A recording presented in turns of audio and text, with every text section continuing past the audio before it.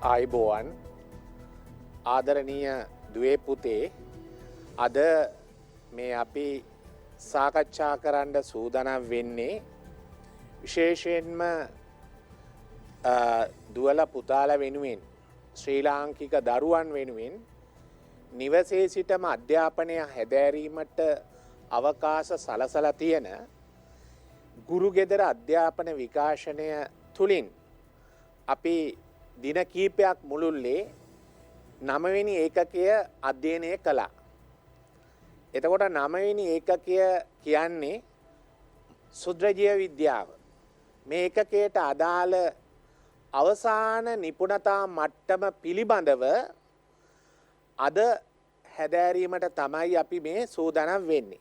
මං හිතනවා දුවල පුතාලා දැන් නිවසේ සිටම මේ අවසාන සුද්ධජීව විද්‍යාව ඒකකයේ අවසාන කොටස අපි කතා කරන්න තියෙන්නේ අපේ විෂය නිර්දේශයේ 9.5.1 නිපුණතා මට්ටම. මොකද්ද මේ නිපුණතා මට්ටමේ තියෙන්නේ? සුද්ධජීවීන් හා ආහාර. එහෙනම් මේ සුද්ධජීවීන් හා ආහාර පිළිබඳව ඒකකයට ඇතුළත් සිද්ධාන්ත මොනවද? ඒකෙන් අහන ප්‍රශ්න මොනවද කියන එක පිළිබඳව අපි හැඳින්වීමක් කරනවා. මම හිතන්නේ මේක ප්‍රශ්න පත්‍රයට විතරක් නෙමෙයි එදිනෙදා ජීවිතේටත් මේක වැදගත් වෙන විෂයක් බවට මට ඊටාම පැහැදිලි.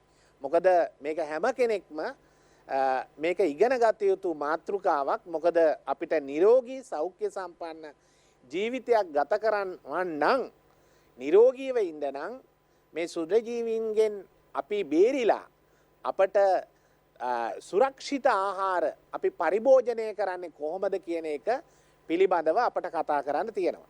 ඉතින් අපේ මාතෘකාව වෙන්නේ සුද්ධජීවීන් හා රෝග කියන මාතෘකාව යටතේ තමයි අපි අද මේකේ කතා කරන්නේ.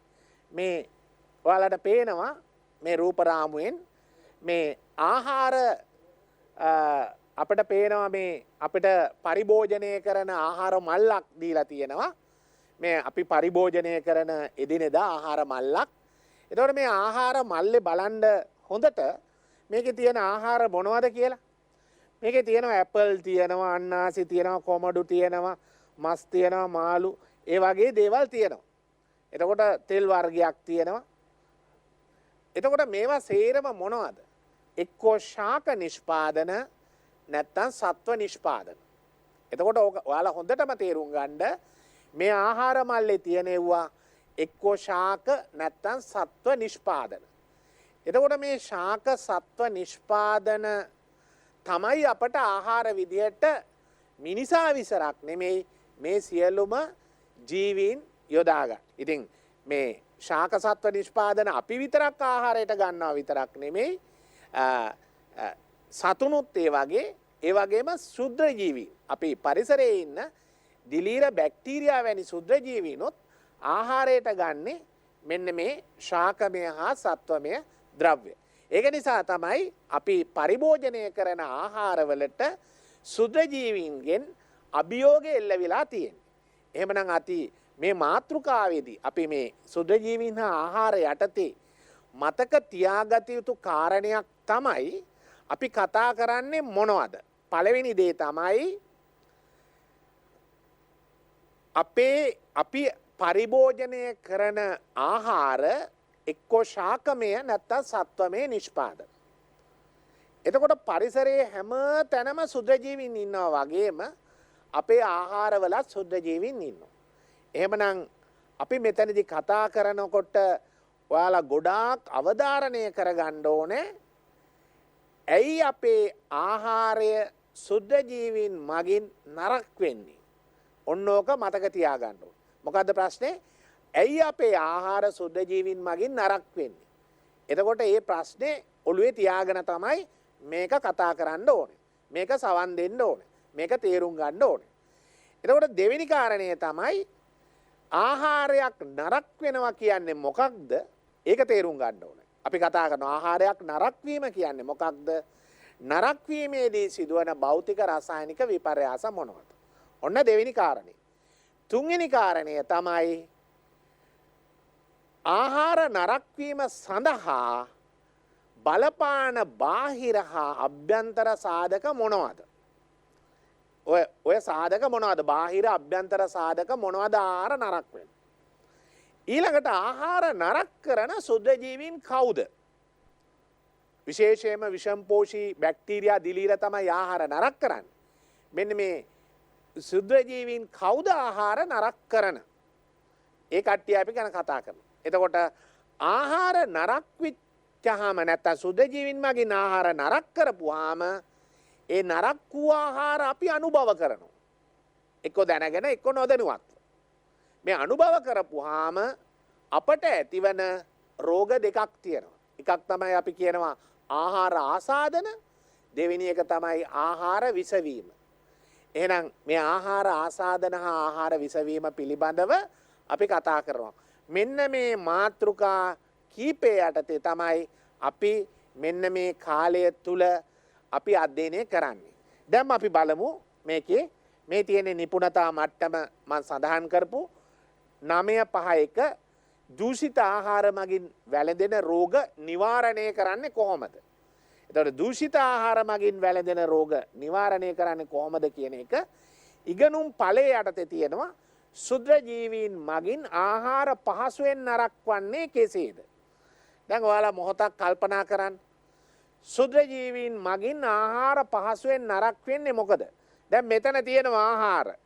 අපි එදිනෙදා පරිභෝජනය කරන ආහාර තියෙනවා බලන්න. ඉස්සෝ ඉන්නවා. ඉස්සෝ තියෙනවා. ඒ වගේම අර බනිස් වර්ග, සොසේජස් එහෙම දාපු බනිස් වර්ග තියෙනවා. තව බිස්කට් වර්ග, ඒ වගේ ආහාර තියෙනවා, මස් තියෙනවා. ඒ වගේ විවිධ ආහාර ප්‍රභවයන් තියෙනවා. දැන් අපේ ප්‍රශ්නය අපි මේ ආහාර වේලක් මේ තියෙන ආහාර මේ මේසේ ඇරලා තියෙනවා. අපි එක්තරා කාලයක් මෙන්න මේ ඉස්සෝ ටික හදලා මේ විදියට පාන් හදලා සෑන්ඩ්විච් හදලා බනිස් හදලා අපි තියනවා. තියලා ටික වෙලාවක් අපි යම් කිසි කාලයක් ගිහිල්ලා බැලුවොත්, පැය කීපයක් ගිහිල්ලා බැලුවොත් මේ ආහාර නරක වෙලා. දැන් මගේ ප්‍රශ්නේ මේකයි. දැන් මගේ අතේ තියෙනවා මේ එක්තරා ප්ලාස්ටික් උපකරණයක්. මේ තියෙන්නේ උපකරණය. මේක නරක වෙන්නේ නැහැ කොච්චර වෙලා තිබ්බත්. මේක මං ගිය සතියෙත් පාවිච්චි කළා. එතකොට මේක අද වෙනකොට මේක නරක වෙලා නැහැ. මේ ප්ලාස්ටික් උපකරණේ නරක වෙලා නැහැ. නමුත් මම ආහාර වේලක් අපි අපේ නිවසේ අපි තිබ්බොත් පැය කීපයක් පරිසරයට නිරාවරණය කරලා සුද්ධ ජීවීන් මගින් පහසුවෙන් නරක වෙනවා. අපේ ප්‍රශ්නේ යන්නේ ඒකයි. සුද්ධ ජීවීන් මගින් ආහාර පහසුවෙන් නරක වන්නේ ඇයි? මේක බලන්න. දැන් මේ කියන්නේ මොකක්ද? දැන් හොඳට දුවලා පුතාලා තේරුම් ගන්න ඕනේ. මිනිසාගේ පරිභෝජනය සඳහා තියෙන ආහාර අර මං කලින් කිව්වා වගේ ශාක සත්ව සම්භවයකින් යුක්තයි. පේනවනේ. උදාහරණ තමයි ධාන්‍ය, එළවලු, මස්, මාළු, තව තියෙනවා බිත්තර. ඒවා සේරම ශාක නැත්තම් සත්ව සම්භවයක්. පෘථුවියේ සෑම පරිසර නිකේතනයකමත් මෙන්ම ශාක සත්ව සම්භවයකින් යුක්ත ආහාරවලත් සුද්ධ ජීවීන් වාසය කරනවා. ඔයාලට පේනවා මේ ආහාර තියෙනවා. අර පෘථුවියේ හැමතැනම ජීවීන් ඉන්නවනේ. අපි මීට කලින් පාඩම් වල කතා කළානේ.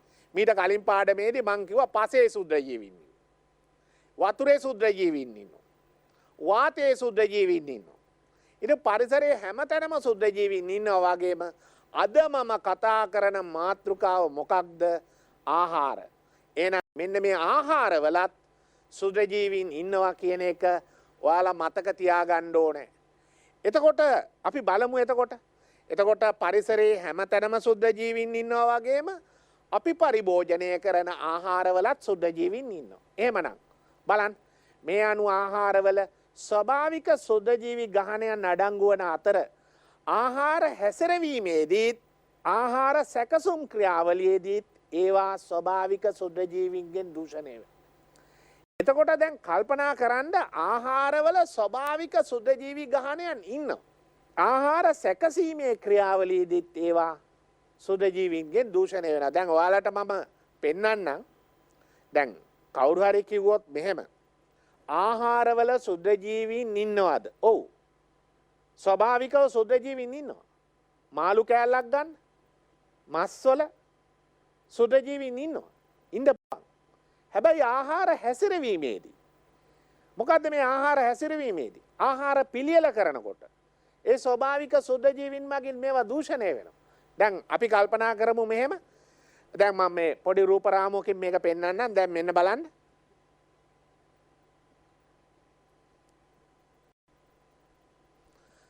දැන් මම මේ පෙන්වන්නේ ඇපල් ගෙඩියක්. දැන් මේ ඇපල් ගෙඩියේ සාමාන්‍යයෙන් ඇපල් ගෙඩියක් අපි බැලුවොත් ඒකේ පොත්ත තියෙනවනේ. ඒ පොත්ත තියෙන ඉඳලා සුද්ධ ජීවීන් ඇපල් ගෙඩිය ඇතුළට යන්නේ නැහැ. නමුත් මේ ඇපල් ගෙඩිය මම මේ කපලා අපි හිතමු මේ ඇපල් ගෙඩිය මෙහෙම අපි කැපුවා. මේ විදිහට අපි කපනවා. දැන් මෙහෙම ඇපල් ගෙඩිය කපලා මේ ඉතිරි කොටස මේ ඉතුරු අර බාගේ පිටතට අපි ගත්තා කියන්නකො. කපලා අයින් කළා. අයින් කරලා දැන් අපි මේ ඇපල් ගෙඩියේ තියෙනවා ඉතින් අපි දන්නවනේ මේක ඇතුලේ තියෙනවා මොනවද? මේක ඇතුලේ තියෙනවා කාබෝහයිඩ්‍රේට් තියෙනවා. මේකේ තියෙනවා සීනි වර්ග. මේකේ තියෙනවා ප්‍රෝටීන් වර්ග. මේකේ තියෙනවා ප්‍රෝටීන් වර්ග. මේකේ තියෙනවා තව සමහරලාට විටමින් වර්ග. විවිධ ද්‍රව්‍ය අඩංගු වෙනවා මේකේ. මේ ආහාරේ. දැන් අපි ආහාරයේ ඇපල් ගෙඩිය කැපුවා කපලා වාතයට නිරාවරණය කළා. ආහාරයේ ඉන්නවා ආහාරයේ තියෙනවා පෝෂක සංඝටක. මේ පෝෂක සංඝටක අපට ඇපල් ගෙඩිය තුල තියෙන අපට තියෙන සංඝටක. දැන් පරිසරයේ ඉන්න සුද්ධ ජීවීන් කියන්නකො අපි. මේ ඉන්නේ සුද්ධ ජීවි කට්ටියක්. බැක්ටීරියාවක් මේ ඉන්නේ. දැන් මේ බැක්ටීරියාව මොකද කරන්නේ? අන්න ආහාර සැකසීමේදී කියන්නේ ඒකයි. මේ ආහාරය මතට එනවා. දැන් ඔයාලට තේරෙනවා මේ ආහාරය මතට එනවා. මොකද මේ ආහාරයේ තියෙනවා සුද්ධ ජීවීන්ගේ වර්ධනයට අවශ්‍ය පෝෂක සංඝටක. මොනවද? මේකේ තියෙනවා කාබෝහයිඩ්‍රේට් තියෙනවා. සමහරලාට සීනි. ඒ වගේම ප්‍රෝටීන් තියෙනවා. මේද තියෙනවා. ඛනිජ ලවණ තියෙනවා. ජලය තියෙනවා. විශේෂයෙන්ම වැදගත් වෙන්න ඕනේ සුද්ධ ජීවීන්ට අවශ්‍ය ජලය තියෙනවා.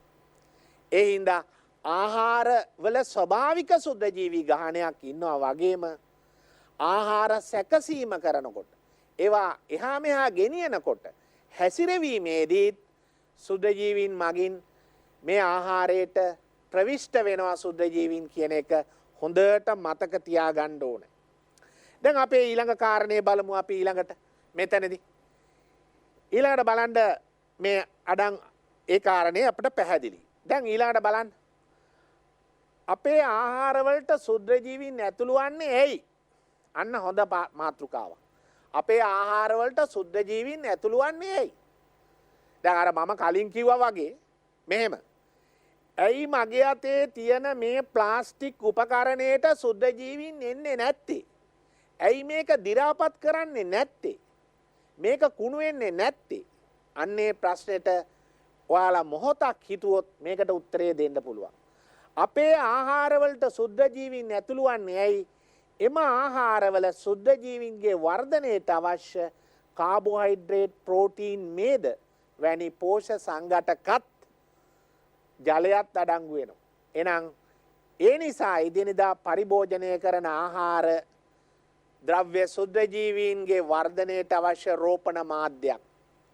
මම ඔයාලට කිව්වා මීට කලින් පාඩමක සුද්ධ ජීවීන් අධ්‍යයනය කිරීමේදී අපි ඔවුන් අධ්‍යයනය කිරීමට අපි විද්‍යාගාර තුල රෝපණ මාධ්‍ය තුල වගා කරනවා. එතකොට රෝපණ මාධ්‍යයකට දාන්නේ සුද්ධ ජීවීන්ගේ වර්ධනයට අවශ්‍ය කාබන් ප්‍රභවය, ශක්ති ප්‍රභවය, නයිට්‍රජන් ප්‍රභවය, ජලය මේ සේරම දේවල් දෙනවා. ඒක තමයි රෝපණ මාධ්‍ය. ඒක કૃත්‍රිමව හදපු එකක්. එහෙනම් ආහාරය කියන්නේ සුද්ධ ජීවීන්ගේ වර්ධනයට අවශ්‍ය සියලුම දේවල් අඩංගු වන රෝපණ මාධ්‍යයක්. එහෙනම් අපිට පැහැදිලි වෙනවා එක දෙයක් මොකද්ද? සුද්ධ ජීවීන් මගින් ආහාර කුණු කරනවා කියන එක අරුම පුදුම දෙයක් නෙමෙයි. ඒක මතක තියාගන්න. එතකොට මේක හරි වැදගත්. අප එදිනෙදා පරිභෝජනය කරන ආහාර ද්‍රව්‍යයන් සුද්ධ ජීවීන්ගේ වර්ධනයට අවශ්‍ය පෝෂක අඩංගු රෝපණ මාධ්‍යයක්. ඔන්න ඕක හොඳට මතක තියාගන්න. එතකොට ප්‍රශ්නයක් අහනවා ඇයි අපේ ආහාර සුද්ධ ජීවීන් මගින් නරක් වෙන්නේ? එතකොට ඒක පෙරලා උත්තරේ දෙන්න පුළුවන්. සුද්‍රජීවීන්ගේ වර්ධනයටත් අවශ්‍යයි විවිධ කාබනික සංඝටක, ජලය, khනිජ ලවණ මේ සියලුම දේවල් අඩංගුයි ආහාරය. ඒ හින්දා ආහාරය ඔවුන්ට රෝපණ මාධ්‍යයක් ලෙස ක්‍රියා කරනවා. ඔවුන් ආහාරයේ නොයෙකුත් පරිවෘත්තියන් සිදු කරනවා. ඒකේ ප්‍රතිඵලයක් විදිහට තමයි ආහාර සුද්‍රජීවීන් මගින් නරක වෙන්නේ. හොඳට මතක තියාගන්න. රයිට්. දැන් බලමු ඊළඟට. මේ තියෙන්නේ එහෙම නරක වෙච්ච ආහාරයක්. දැන් බලන්න ඔයාලා. මේ එහෙම තිබිච්ච ආහාරයක්. අපි හිතමු ගෙදරට මාළු ටිකක් ගේනවා. අපි හිතමු තාත්තා මාළු ගෙනාවා.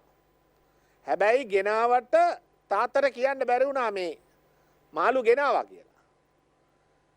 හරි. ගෙදර අම්මට කියන්න බැරි වුණා. දරුවන්ට කියන්න බැරි වුණා. අමතක වුණා. එක්ක වාහනේ ඇතුලේ. පහුවෙන්ද උදේ බලනකොට මෙන්න මාළු වලට වෙලා තියෙන දේ.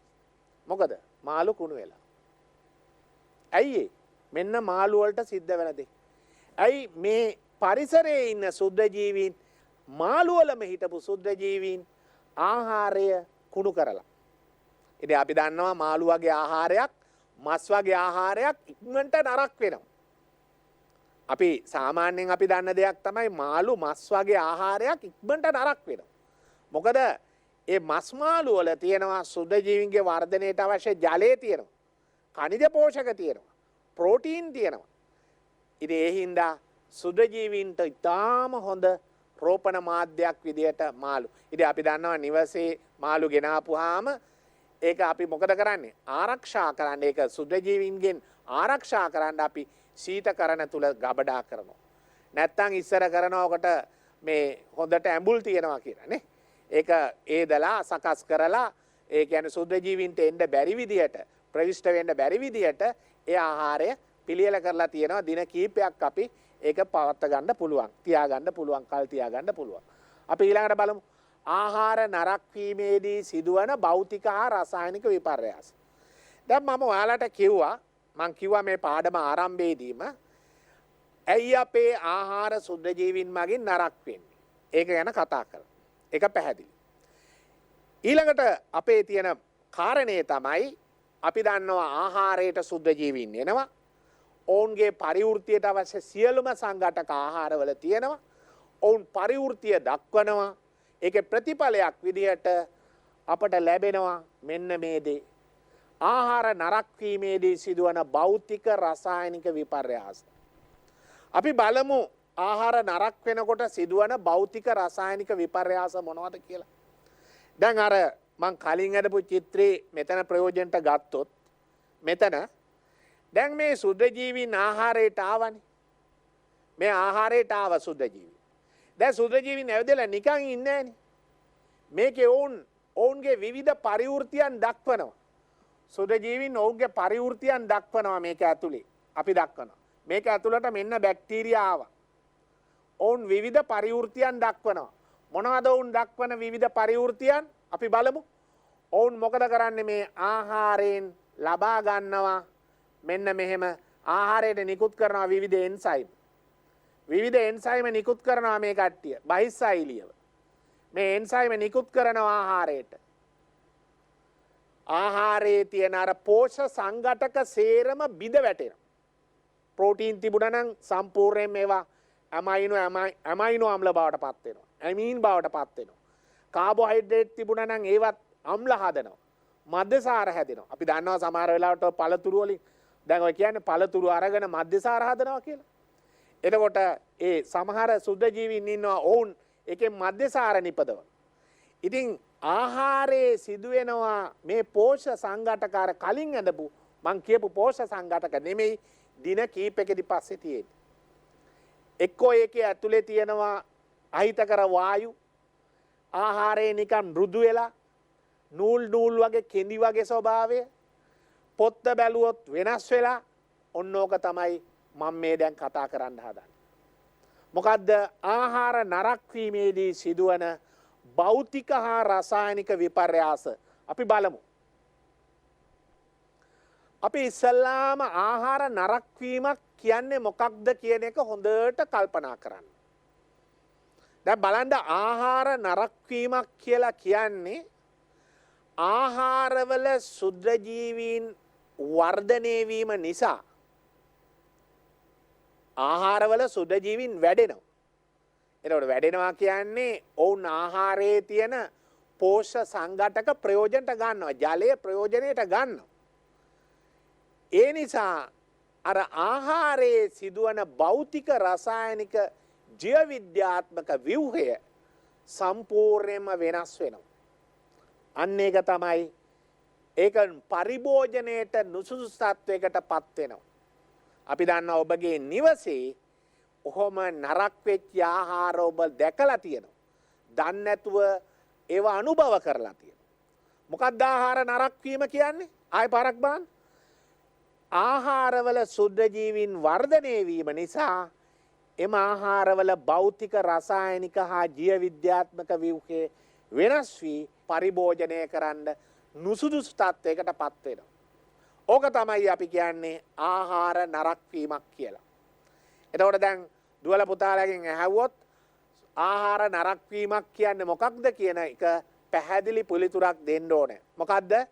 ශුද්‍රජීවීන් ආහාරයේ මත තුල වර්ධනය වීම නිසා නැත්නම් ශුද්‍රජීවීන් ආහාරයේ පරිවෘතිය දැක්වීම නිසා එහෙම කිව්වට කමක් නැහැ. ආහාරයේ සිදුවන භෞතික රසායනික ජීව විද්‍යාත්මක වෙනස් වෙලා ව්‍යුහයන් වෙනස් වෙලා පරිභෝජනයට නුසුදුසු තත්ත්වයට පත්වීම අපි කියනවා. අපි ඊළඟට බලමු.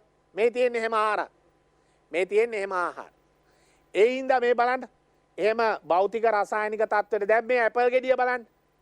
මේ ඇපල් ගෙඩියේ සිදු වෙලා තියෙන දේ බලන්න. එතකොට ඒකේ රසායනික වෙනස් වීම වෙනවා. භෞතික වෙනස් වීම වෙලා තියෙනවා. ඔයාලට පේනවා පොත්ත. පොත්තේ වර්ණය වෙනස් වෙලා තියෙනවා. ඒ වටේට ධාරේ කළු පාටක් ඇති වෙලා තියෙනවා. හරි. පොත්ත වෙනස් වෙලා තියෙනවා. අර ඇතුලේ ඇපල් ගෙඩියේ තියෙන්න ඕන වර්ණයක් නෙමෙයි ඇතුලේ තියෙන්නේ. එතකොට දැන් බලන්න අර ආහාරය ස්ට්‍රෝබෙරි ආහාරයකට මොකද වෙලා තියෙන්නේ? පෝෂ්‍ය සංඝටක හොඳටම තියෙන ආහාරයක් ස්ට්‍රෝබෙරි. ඒ ආහාරයට මොකද වෙලා තියෙන්නේ බලන්න පුස් වර්ග. මේ මෙතන කෙසෙල් ගෙඩියට මොකද වෙලා තියෙන්නේ බලන්න මේ මෙතන කෙසෙල් ගෙඩි තියෙනවා. හරි.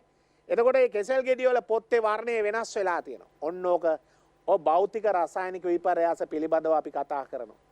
ඊට පස්සේ කියනවා මේ ආහාර කුණු කරන ආහාර මත වැඩෙන ගොඩාක් අය විෂම් පෝෂී බැක්ටීරියා හා දිලීර. ඒක මතක තියන්න. මොකද්ද? ආහාර නරක කරන ශුද්‍රජීවීන් බොහෝමයක් විෂම් පෝෂී බැක්ටීරියා හා දිලීර. දැන් කවුරු හරි අහන්න පුළුවන් ස්වයං පෝෂීන් ආහාර නරක කරන්නේ නැද්ද? ඒකට අවශ්‍යතාවයක් නැහැ නේ ආහාර නරක කරන්න. ඒ ස්වයං පෝෂීන් තමාට අවශ්‍ය ආහාර තමා නිපදව ගන්න ඕනේ. ස්වයං පෝෂීන් තමාට අවශ්‍ය ආහාර තමා නිපදව ගන්නවා. එහෙනම් ස්වයං පෝෂියෙකුට ආහාරයක් තුලට යෑමේ අවශ්‍යතාවයක් නැහැ. එහෙමනම් විෂම් පෝෂී බැක්ටීරියාව දිලීර තමයි විශේෂයෙන්ම මේ ආහාර නරක කරන්නේ. දිලීර විදිහට පුස් වර්ග ඊස්ට් තමයි මූලිකව. එතකොට දැන් බලන්න විෂම් පෝෂී බැක්ටීරියා මේ ක්‍රියාවලියේදී ශුද්‍රජීවීන් කාබෝහයිඩ්‍රේට්, ප්‍රෝටීන, මේදය බිඳ හෙළමින් ඔවුන්ගේ වර්ධනය සඳහා අවශ්‍ය කාබන් ශක්තිය ඇතුළු අනෙකුත් අවශ්‍යතා ලබා ගන්නවා. එහෙනම් ඔයාලට තේරෙනවා ශුද්‍රජීවීන් කරන මේ විපර්යාසය මොකක්ද කියලා. ඔවුන් ආහාරයේ තියෙන කාබෝහයිඩ්‍රේට, ප්‍රෝටීන, මේද බිඳ හෙළලා ඔවුන්ගේ වර්ධනයට අවශ්‍ය කාබන් අවශ්‍යතාවය ලබා ගන්නවා. ශක්තිය අවශ්‍යතාවය ලබා ගන්නවා. තව ඔවුන්ට අවශ්‍ය අවශ්‍යතාවයන් ලබා ගන්න.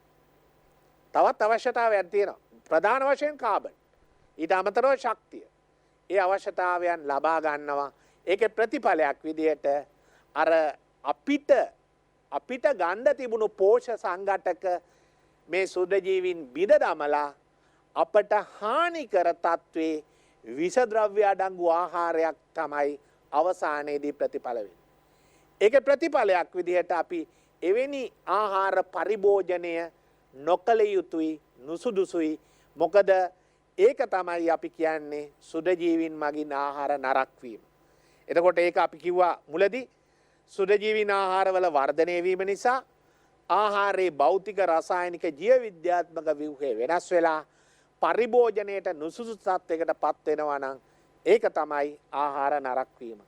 දැන් බලන්න එතනදී කරන දේ ඔවුන් කරන දේ තමයි මේ තියෙන්නේ. ඔවුන්ගේ වර්ධනයට අවශ්‍ය අවශ්‍යතා ලබා ගන්නවා ආහාරයෙන්. මේ තියෙන්නේ පාන් ආහාරයක් මතට පැමිණි දිලීර පුස්.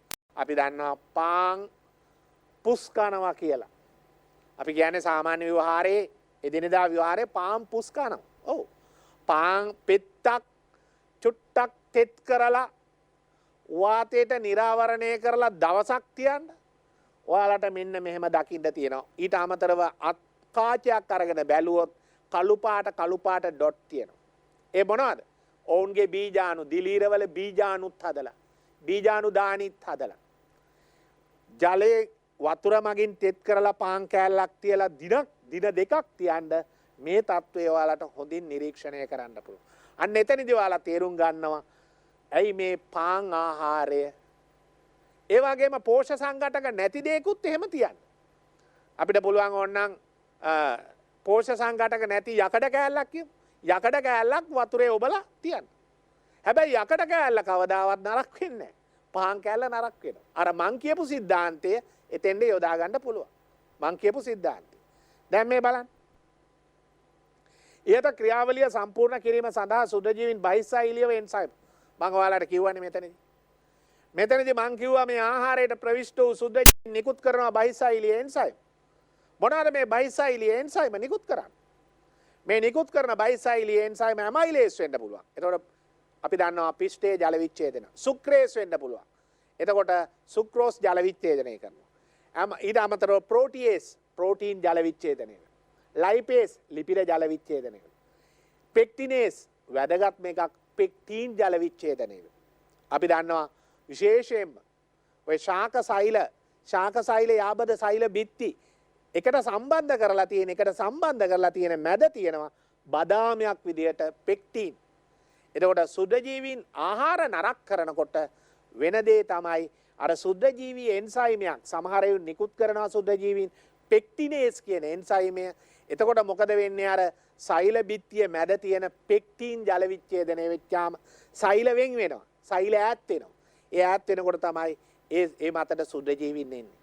ඒ හින්දා මෙන්න මේ බහිස්සයිලිය එන්සයිම හරි වැදගත්. මේ තියෙන ඇමයිලේස්, පෙක්ටිනේස්, සෙලියුලේස්, ප්‍රෝටියේස්, ලයිපේස්.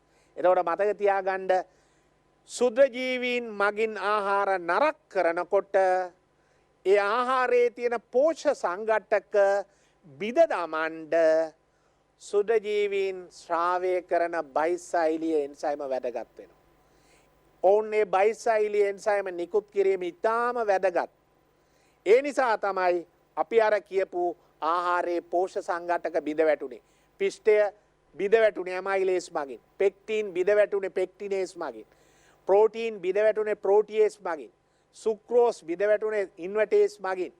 ඉතින් ඒක හරි වැදගත්. ප්‍රතිඵලයේ වශයෙන් ආහාරවල භෞතික, රසායනික, ජීව විද්‍යාත්මක විපර්යාසය ඇති වෙනවා. බලන්න ආහාරයේ සිදුවන රසායනික විපර්යාස මොනවද කියලා. ආහාරයේ සිදුවන රසායනික විපර්යාස මොනවද කියලා. මේ රසායනික විපර්යාස පළවෙනි එක තමයි පූති භවණය. මොකද්ද මේ පූති භවණය කියන්නේ? අපි හිතන්න අපි ගන්න දැන් අපිට තියෙන යම් ආහාර ප්‍රභවයක ප්‍රෝටීන් ආහාරයක් තිබුණා නම් මස් කෑල්ලක් කියන්න, මාළු කෑල්ලක් කියන්න, අපිට ප්‍රෝටීන් ප්‍රභවයේ තිබුණා නම් මොකද කරන්නේ? අර බැක්ටීරියා මගින් නිකුත් කරන විශේෂයෙන් ඒ වතුර ගොඩක් තියෙන ආහාර තෙත් කරන්නේ කවුරු මගින්ද? බැක්ටීරියා මගින්. බැක්ටීරියා මගින් තෙත් කරන්නේ. ඒ කියන්නේ කුණු කරන්නේ. නැත්නම් ඒක හානි කරන්නේ. එතකොට මොකද කරන්නේ? අර ඒ බැක්ටීරියා නිකුත් කරන ඒ ප්‍රෝටියේස් එන්සයිම මගින් සම්පූර්ණයෙන්ම අර ආහාරයේ තියෙන ප්‍රෝටීන් ජල විච්ඡේදනය වෙනවා. එතකොට ඔයාලට තේරෙනවා ප්‍රෝටීන් ජල විච්ඡේදනය වුණාම ඇමයිනෝ අම්ල හැදෙනවා.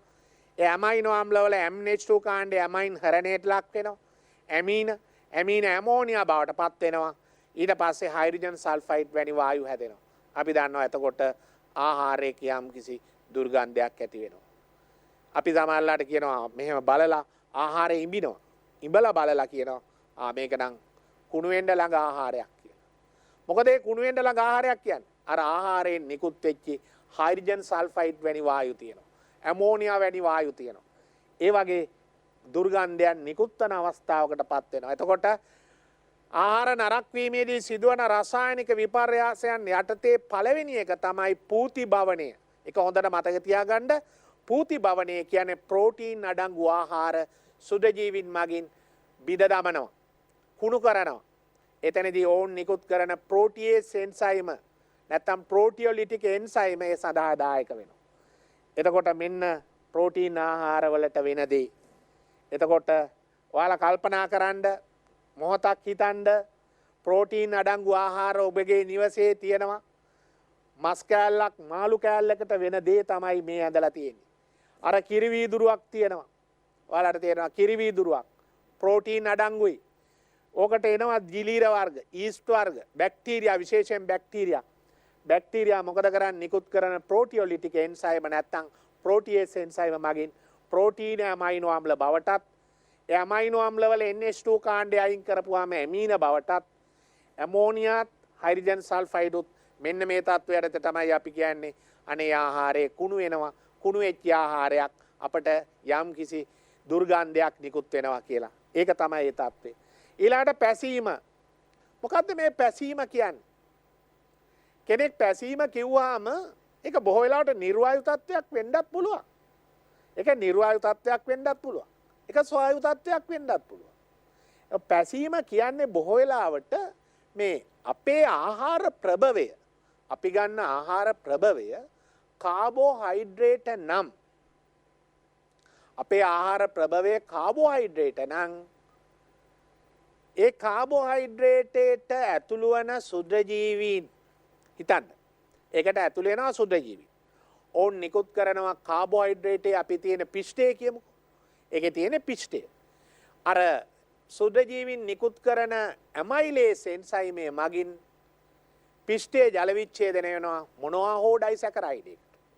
ඒක මෝල්ටෝස් වෙන්න පුළුවන්. ඒක සුක්‍රෝස් වෙන්න පුළුවන්. එවැනි ඩයිසැකරයිඩ් එකකටපත් වුනහම සමහර සුද්ධජීවීන් ඉන්නවා විශේෂයෙන්ම ඔය ඊස්ට් මාදිලි. ඒ නිකුත් කරන ඉන්වර්ටේස් එන්සයිම මගින් ඒක බිඳ දමනවා මෙන්න මේ විදිහට. අපි බලන්න මේ විදිහට. අපි ඒකට ඉර කියනවා සැකරොලිටික සුද්ධජීවීන් කියලා. ඔය සැකරොලිටික සුද්ධජීවීන් අර කාබෝහයිඩ්‍රේට අම්ල මධ්‍යසාර වායු බවට පත් වෙනවා.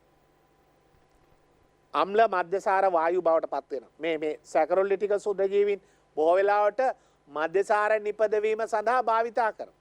එතකොට දැන් කිසියම් ධාන්‍ය වර්ගයක් අර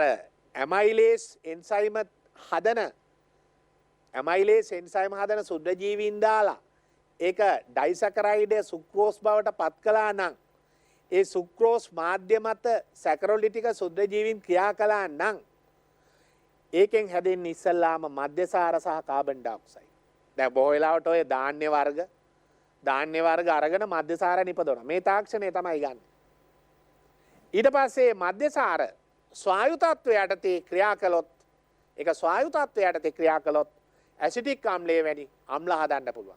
ඉතින් අපි දන්නවා සමහර කාබෝහයිඩ්‍රේට් ආහාර සුද්ධජීවීන් මගින් කුණු වුණාම අපිට ඇඹුල් රහක් එනවා.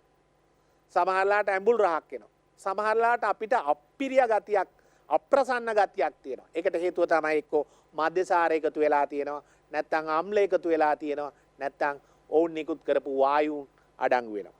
ඒක තමයි එතකොට අපි පැසීම කියලා කියන්නේ. එතකොට දැන් දන්නවා රසායනික විපර්යාසවල දෙවෙනි කාරණේ. එතකොට රසායනික විපර්යාස පළවෙනි එක තමයි පූති භවණය. මොකද්ද? ප්‍රෝටීන් අඩංගු ආහාර කුණුවන ආකාරය. දැන් පැසීම කාබෝහයිඩ්‍රේට් අඩංගු ආහාර. අපි බලමු ලිපිඩ වගේ ආහාරයක්. ලිපිඩ වගේ ආහාරයකට සිදුවන දේ තමයි මේ තියෙන්නේ.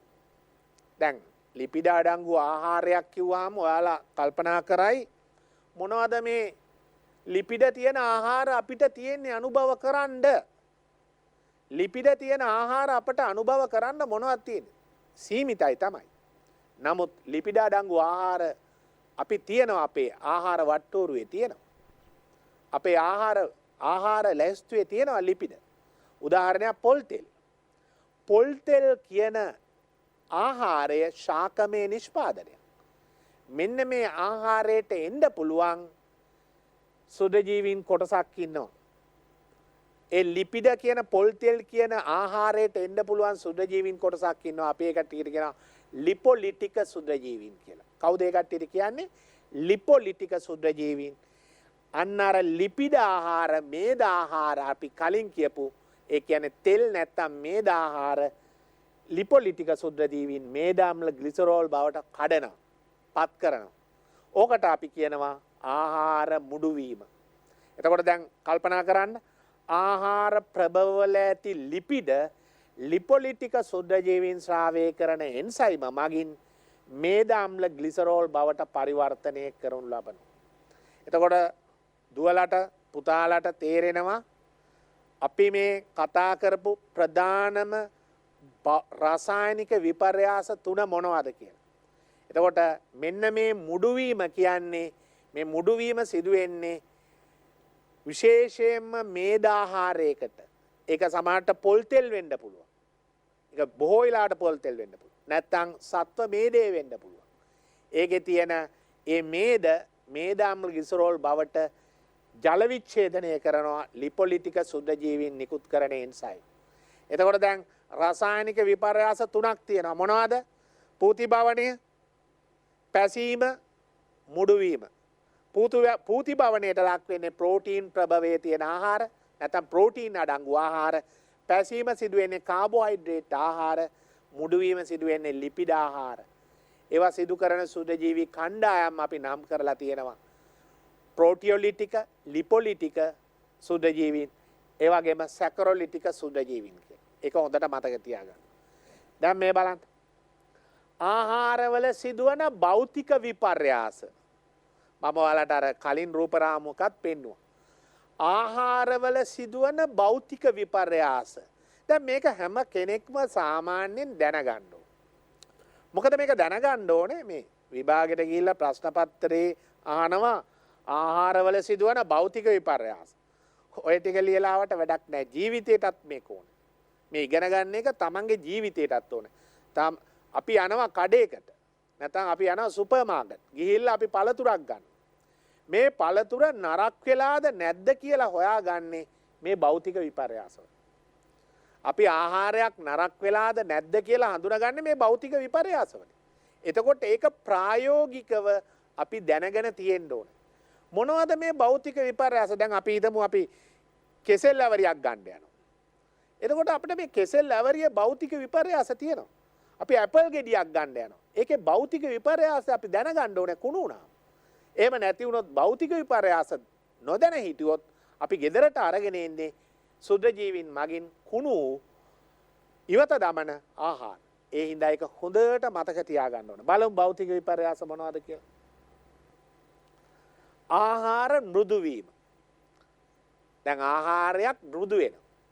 ආහාරයක් ගත්තාම ඒක කන්න බෑ. ඒක නිකන් ඒකට එච්චර ප්‍රියජනක නැහැ. ආහාරය එච්චරම ප්‍රියජනක නැහැ.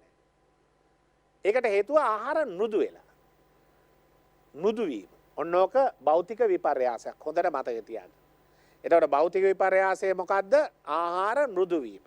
ඒ කියන්නේ ඒක කෙනෙකුට පරිභෝජනය සඳහා ප්‍රියජනක නැහැ. ඒක හොඳට මතක තියාගන්න. වර්ණී භවණය.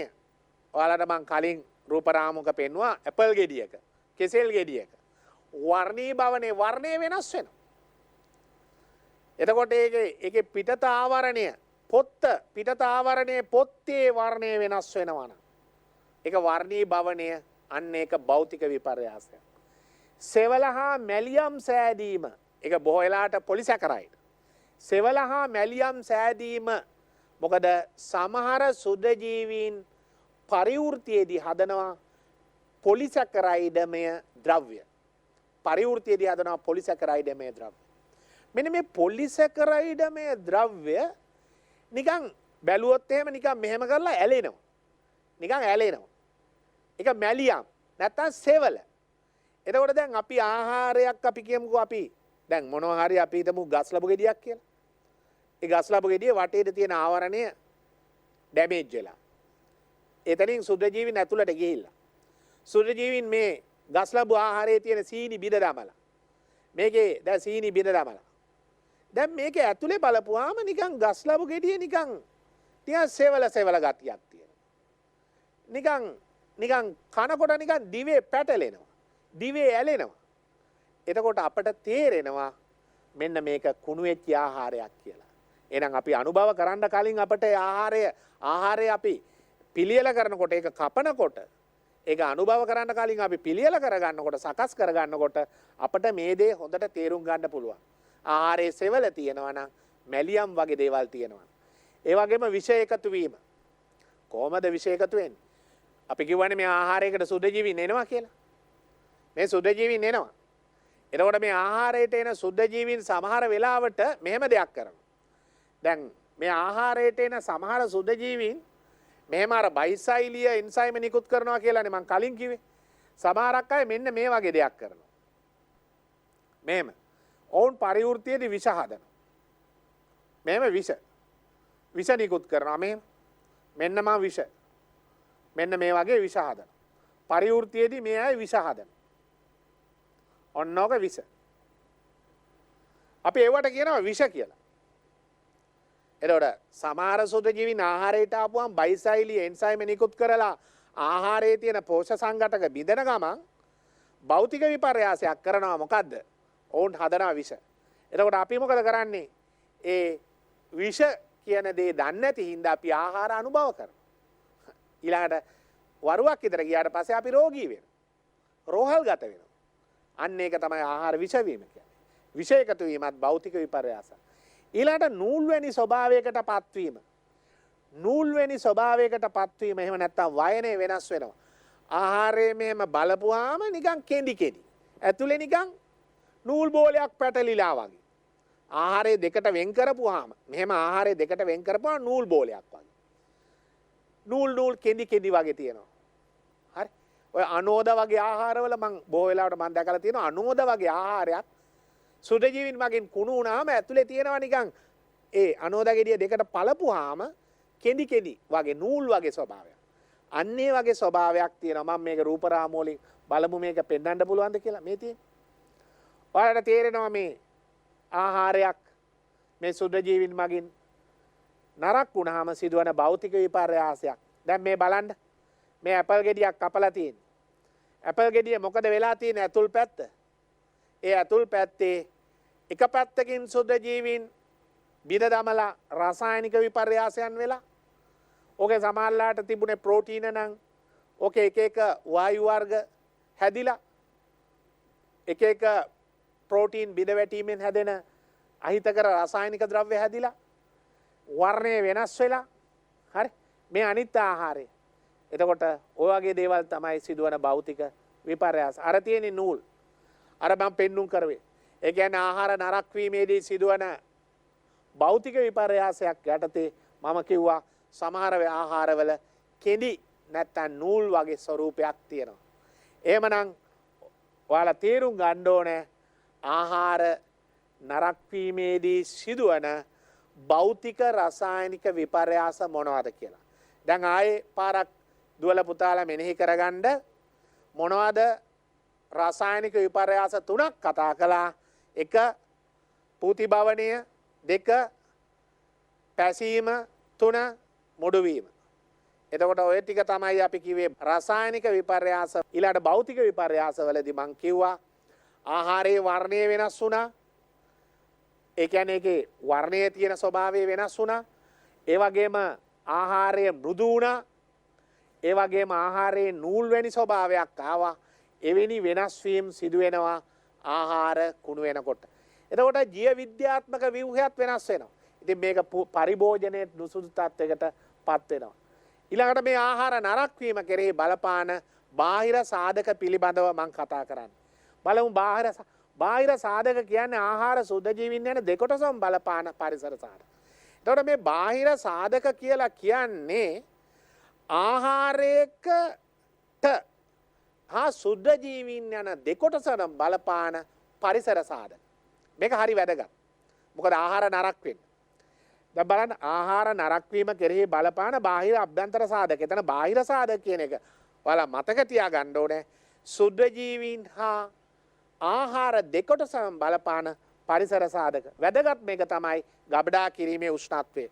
දැන් අපි යම් ආහාරයක් ගබඩා කරලා තියෙන උෂ්ණත්වයේ වැදගත් ආහාරය සුද්ධජීවීන්ගෙන් ආරක්ෂා කරලා තියාගන්න. මොකද සුද්ධජීවීන්ගේ ක්‍රියාකාරීත්වයට පුළුල් උෂ්ණත්ව පරාසයක් බලපාන. ඔවුන්ගේ ක්‍රියාකාරීත්වයට පුළුල් උෂ්ණත්ව පරාසයක් බලපාන. ඒක පුළුල් උෂ්ණත්වයක්. ඒක පහළ උෂ්ණත්වයක ඉඳන් ඉතා ඉහළ උෂ්ණත්වයක් දක්වා පරාසයක් වෙනවා.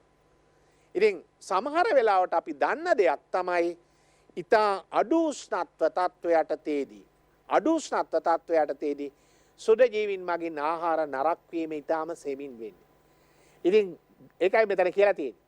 මේ කියන්නේ පුළුල් උෂ්ණත්වයක් බලපානවා. පහළ උෂ්ණත්වවලදී වර්ධනය සෙමින් වෙන්නේ.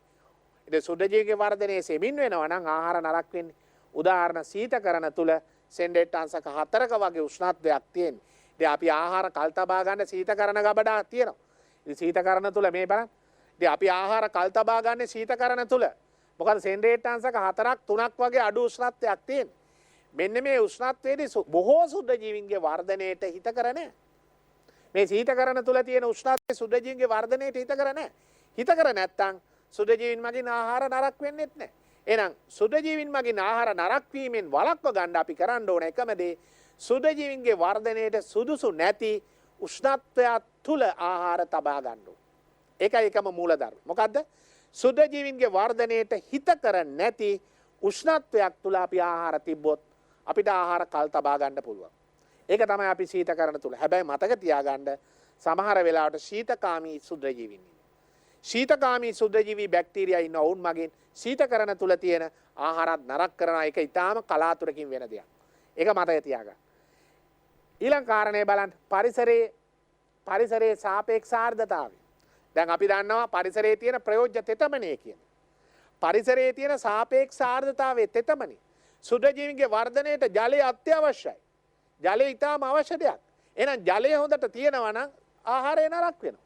එහෙනම් අපි කිසියම් ආහාරයක් ගබඩා කරනවා නම් සාමාන්‍ය කාමර උෂ්ණත් අපි සාමාන්‍ය පරිසරයේ ඒ පරිසරයේ ජල වාෂ්ප ගොඩාක් තියෙනවා නම් අපිට ඒ ආහාරය කල් තියා ගන්න බෑ. ඒකයි අර ආහාර ගබඩා කරන ඒ විශාල ශාලාවල ඒකේ තියෙන ජල වාෂ්ප අයින් කරන්න යම් යම් උපකරණ උපාංග තියෙනවා. මොකද ඒක හැම වෙලාවෙම ජල වාෂ්ප අයින් කරනවා.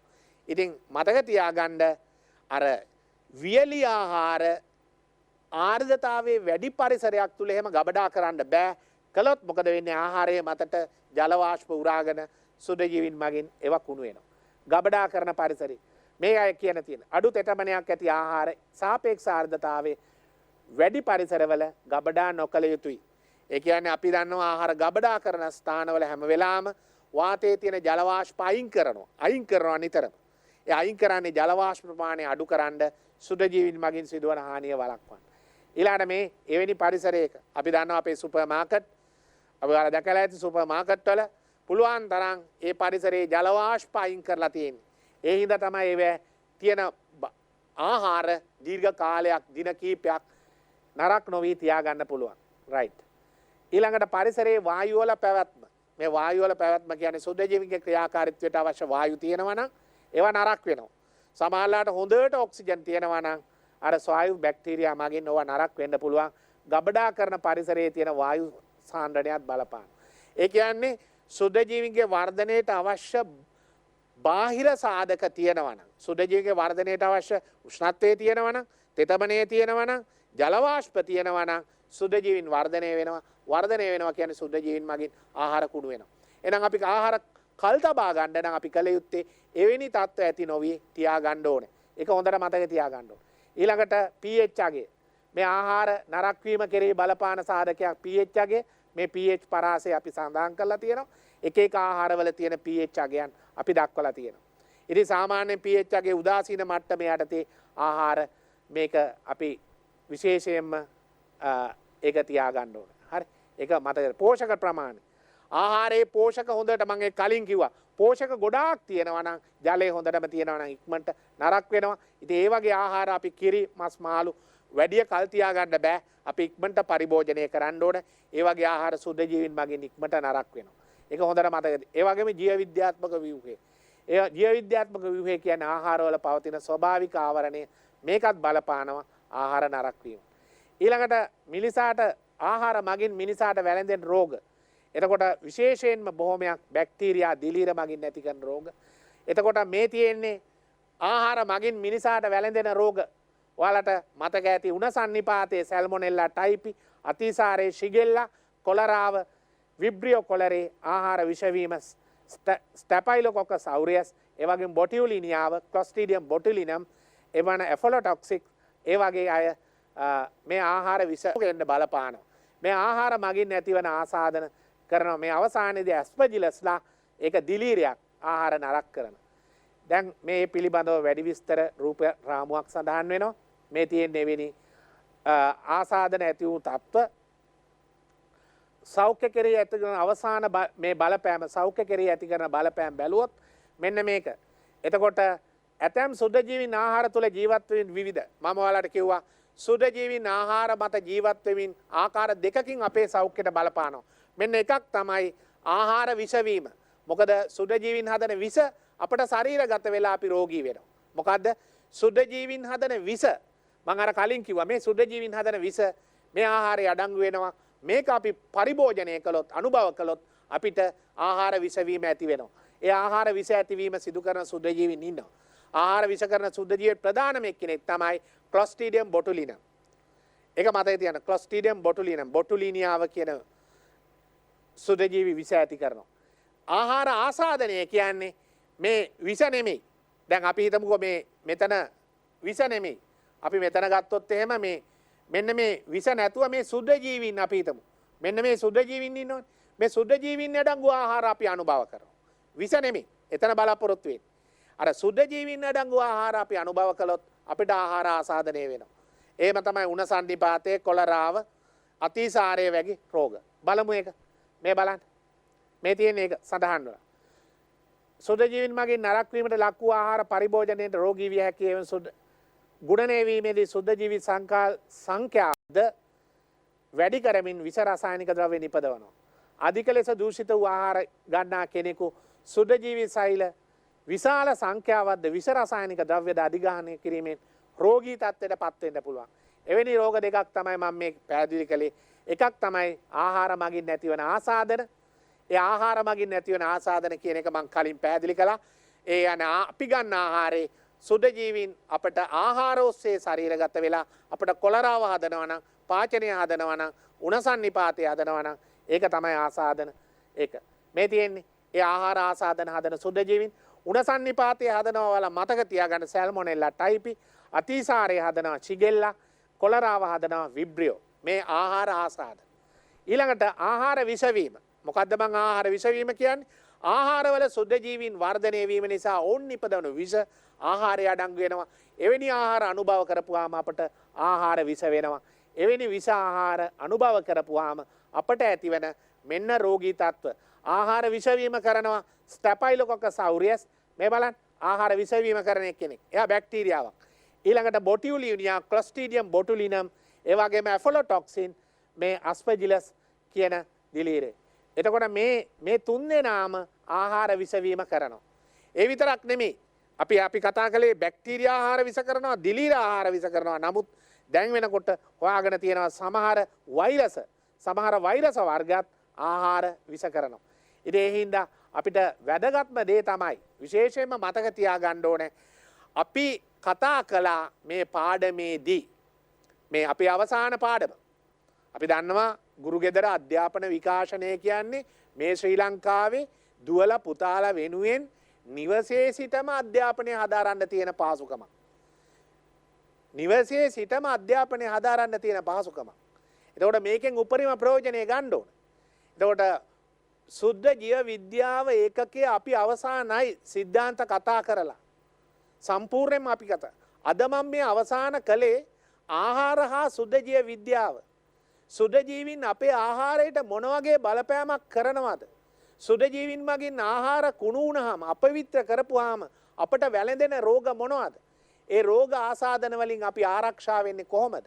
අපේ අපේ මේ මාතෘකාව තුළ අපි කාරණා කීපයක් ඉස්මතු කළා. ඇයි අපි අපේ ආහාර සුද්ධජීවීන් මගින් නරක් වෙන්නේ? ආහාර නරක් වෙනවා කියන්නේ මොකක්ද? ආහාර නරක් වීමේදී සිදුවන භෞතික රසායනික විපර්යාස මොනවද?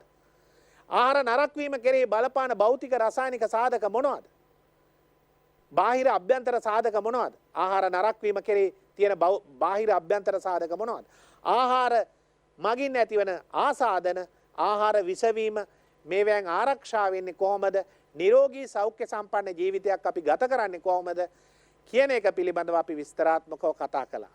මෙම ඒකකයට අදාළ සිද්ධාන්ත පාඩම් මාලාව මෙතෙකින් නිමා වෙනවා. අපි ඊට පස්සේ නැවත හමු වෙමු පුනරීක්ෂණ පාඩම් මාලාවකින්.